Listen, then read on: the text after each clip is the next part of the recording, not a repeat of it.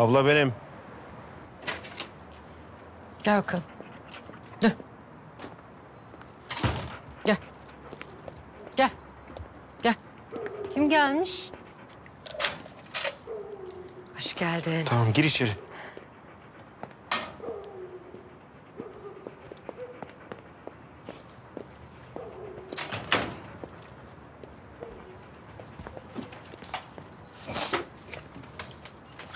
Gez oğlum, hadi bakalım.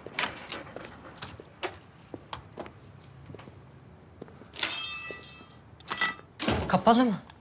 Kapattım. Uyursan kaçta uyandırayım? 9 gibi uyandır. Uyanmazsam telefonu aç. Tamam kuzum. Annen de baban da arası uyandırma.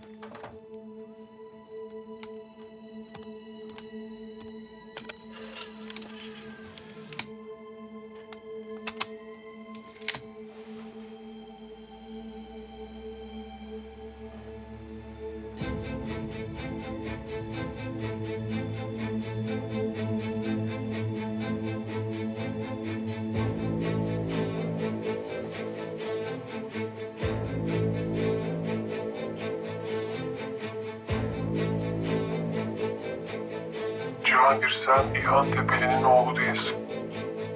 Tepeli seni kaçırdı ve karşılığında para istedi. Buluşma yerinde baban Eren Karabulut, İlhan Tepeli ve 2 adam tarafından öldürüldü.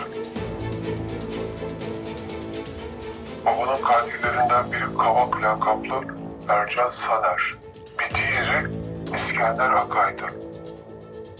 Bu görüntüler gerçek babanın öldürülüşünü gösteriyor. Tepeli seni yanına alıp büyüttü.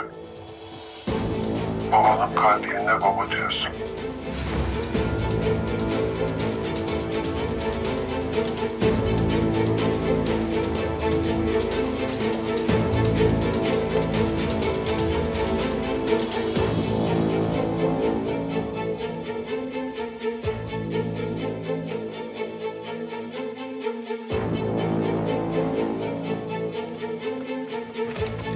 Nurten abla bir bakar mısın?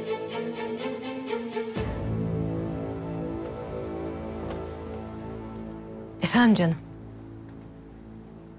Abla doğumumda yanımda mıydın? Ben mi? Yanındaydım kuzum. Hatırladığım kadarıyla o zamanlar babanın bir astımı vardı. Hiç rahat vermiyordu babana. Evden çıkamıyorduk. Hastaneye gidemeyince rahmetli babaannenle beraber doğurttuk seni. Kucağıma doğdun Cihangir. Tam 3 kiloydun.